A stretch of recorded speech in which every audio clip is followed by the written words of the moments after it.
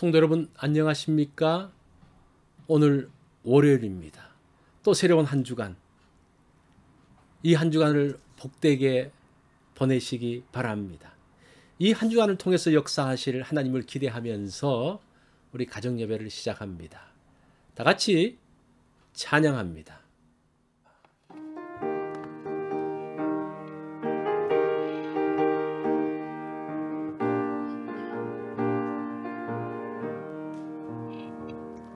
주님 주실 화평 믿음 얻기 위해 너는 정성껏 기도했나.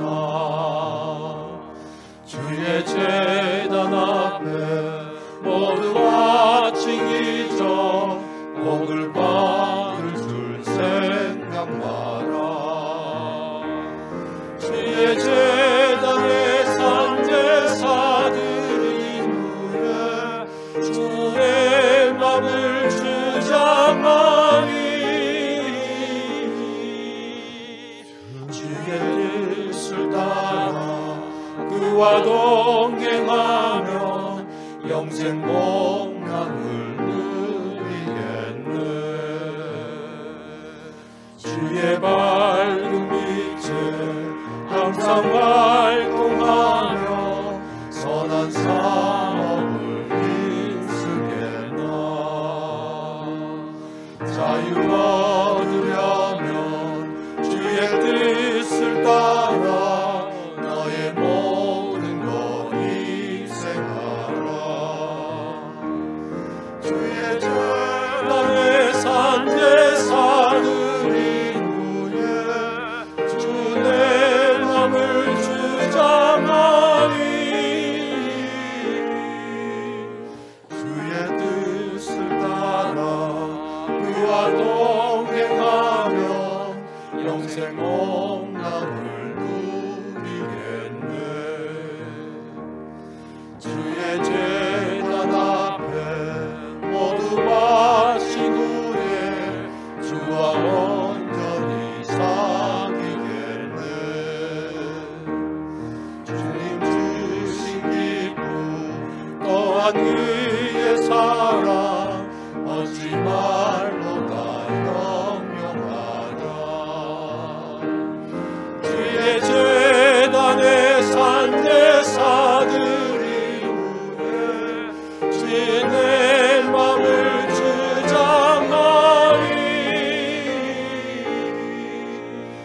주의 뜻을 따라 그와 동행하며 영생 복락을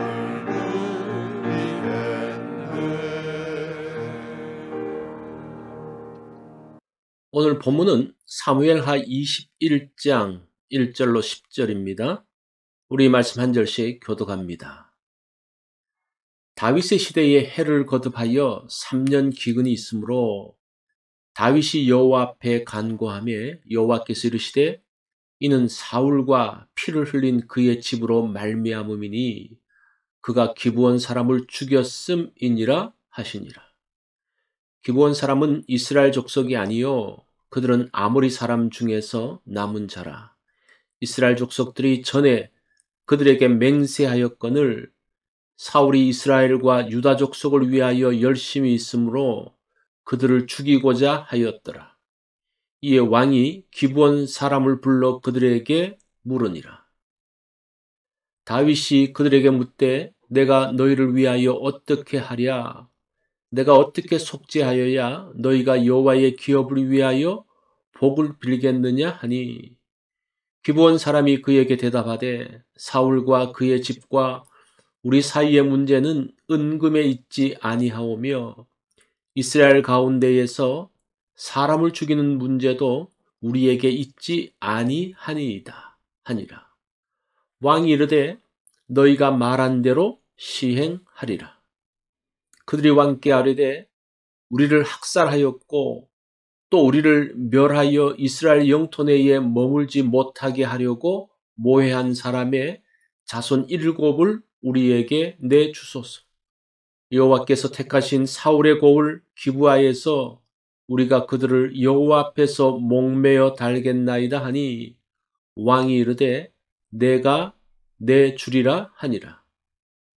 그러나 다윗과 사울의 아들 요나단 사이에 서로 여호와를 두고 맹세한 것이 있으므로 왕이 사울의 손자 요나단의 아들 무비보셋은 아끼고 왕이 이에 아야의 딸 리스바에게서 난 자 곧 사울의 두 아들 알모니와 무비보셋과 사울의 딸 메랍에게서 난 자 곧 무올라 사람 바르실레의 아들 아드리엘의 5 아들을 붙잡아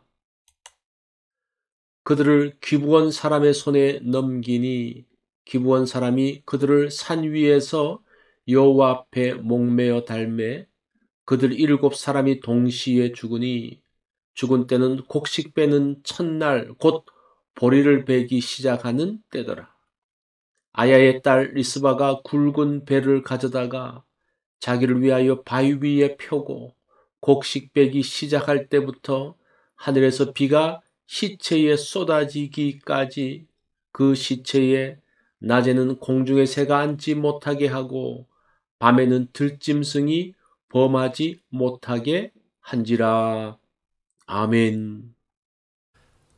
오늘 제목은 어머니 리스바입니다. 다윗 시대에 3년이나 기근이 연속되었습니다. 그 기근으로 인해서 이스라엘 백성들은 참으로 고통을 당했습니다. 그 이유가 사울이 무고한 기브온 사람들의 피를 흘린 까닭이라고 합니다. 가나안 정복 때에 가나안 족속들은 연합을 해서 이스라엘을 맞서서 전쟁을 합니다. 그런데 그 중에 기브온 족속은 이스라엘과 싸워서 이길 수 없다라는 생각을 하고 이스라엘을 속여서 조약을 맺습니다. 평화조약이죠. 그렇게 기브온 족속들은 이스라엘의 종이 되어서 그 땅에서 수백 년을 이스라엘과 함께 살았습니다. 그런데 사울이 일방적으로 조약을 깨고 기브온 사람들을 죽였습니다. 사울은 하나님의 이름을 걸고 맺은 평화조약을 깨뜨려 버렸습니다. 자, 그 이유를 말하는데 5절과 6절입니다. 그들이 왕께 아뢰되 우리를 학살하였고 또 우리를 멸하여 이스라엘 영토 내에 머물지 못하게 하려고 모해한 사람의 자손, 이 사울 자손을 이야기하죠. 7 사람을 우리에게 내주소서. 여호와께서 택하신 사울의 고을 기브아에서 우리가 그들을 여호와 앞에서 목매어 달겠나이다 하니 왕이 이르되 내가 내주리라 하니라. 다윗이 이 문제를 풀기 위해서 기브온 사람을 만났죠. 기브온 사람들은 사울의 자손 7명의 생명을 달라고 합니다. 사울의 후손의 땅, 그 고을 기브아에서 그들을 매달아서 죽이겠다고 합니다. 무고한 사람을 죽였을 때에 속죄하는 방법이 2 가지입니다. 실수로 죽였으면 생명의 값을 돈으로 지불하면 됩니다. 그런데 고의로 죽였을 때는 생명은 생명으로 갚아야 합니다. 7은 완전수로 사울의 집안 전체의 책임을 진다는 뜻이 있습니다. 이 7명을 요구한다는 것은 사울 집안 전체의 생명을 요구한다라는 그런 의미가 담겨져 있습니다. 이제 사울의 자손 7명을 뽑아야 합니다. 다윗은 하나님께 맹세했기 때문에 무비보셋은 제외시킵니다. 사울의 첩 리스바의 2 아들이 선발됩니다. 그리고 사울의 큰딸 메랍의 5 아들이 선발됩니다. 이들은 베냐민 지파 사울 왕을 대신하여 죽임을 당합니다. 자, 그리고 어떤 일이 벌어졌을까요? 10절을 봅니다. 아야의 딸 리스바가 굵은 배를 가져다가 자기를 위하여 바위 위에 펴고 곡식 베기 시작할 때부터 하늘에서 비가 시체에 쏟아지기까지 그 시체에 낮에는 공중의 새가 앉지 못하게 하고 밤에는 들짐승이 범하지 못하게 한지라. 사울의 후손 7 아들들을 목매 다른 채 그대로 놓아두었습니다. 저주받은 사람들은 땅에 묻힐 자격이 없기 때문에 매달아 놓습니다. 유대인들은 시체가 방치되어진 상태에서 짐승의 먹이가 되는 것을 가장 큰 저주로 여겼습니다. 그 큰 저주를 누가 당합니까? 이세벨과 아합이 당하죠. 죽은 이세벨의 시신을 개들이 먹고 아합의 피를 개들이 핥았다라고 합니다. 가장 저주받은 모습을 말합니다. 자, 이런 기가 막힌 상황에서 어머니 리스바는 아들의 시체 아래로 갑니다. 아들의 시체가 있는 아래 반석에 굵은 배를 펴고 앉습니다. 공중의 새와 들짐승이 시신을 훼손하지 못하게 하기 위함입니다. 밤과 낮 짐승을 쫓으며 뜬 눈으로 아들들의 시체를 지키고 있습니다. 리스바가 아들의 시체를 지킨 것은 보리배기 시작한 때부터라고 말합니다. 이때가 초실절입니다. 그게 4월경이 되죠. 우리 달력으로. 그때 건기가 시작되어집니다. 그렇게 비가 오기 시작하기까지 우기까지 이건 10월달을 말하는 겁니다. 그래서 4월부터 10월달까지 계속 그 일을 하고 있습니다. 무더운 여름철 동안 어머니는 아들들의 시신을 지키고 있습니다. 우기가 시작되자 비가 내리기 시작합니다. 3년 동안 내리지 않았던 비가 내리기 시작합니다. 하늘에서 비가 리스바의 머리 위에 내립니다. 죽어 매달린 아들들 위에 비가 내리고 있습니다. 비가 온다는 것은 하나님의 진노가 풀리고 있다는 표시입니다. 다윗은 비 소식과 함께 그 어머니 리스바의 일을 듣게 됩니다. 다윗은 하나님의 은혜에 감사했고 그 리스바의 행한 일에 감동했습니다. 13절로 14절에 보면 그 모습을 보고 다윗이 어떻게 조치했는지가 나옵니다.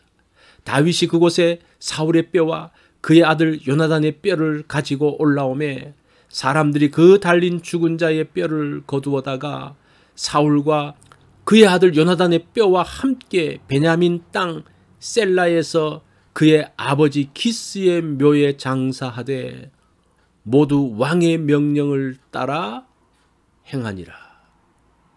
전사한 사울과 요나단의 시신이 길르앗 야베스에 임시 매장되어져 있었습니다. 아직도 이들은 가족의 묘에 묻히지 못했습니다. 다윗은 매달려 죽은 7 아들의 시신을 내리게 하면서 사울과 요나단의 시신을 함께 가지고 와서 왕의 장례식에 이 시신을 함께 묻게 합니다. 그러면서 이들은 베냐민 지파 가족 묘에 안치가 되었습니다. 리스바는 오랜 시간 동안 아들들의 시신을 지켰습니다. 아들들의 죽음이 저주로 끝나지 않기 위함입니다. 반석 위에 굵은 배를 펴고 회개하며 기도한 어머니 리스바로 인해서 저주의 아들들은 왕과 함께 장례를 치르는 축복의 아들이 되었습니다. 사울, 베냐민 이 7 아들의 장례식이 끝나고 난 다음 하나님은 이스라엘 땅을 위한 기도를 들으셨습니다. 그리고 그 땅에 비를 내리십니다.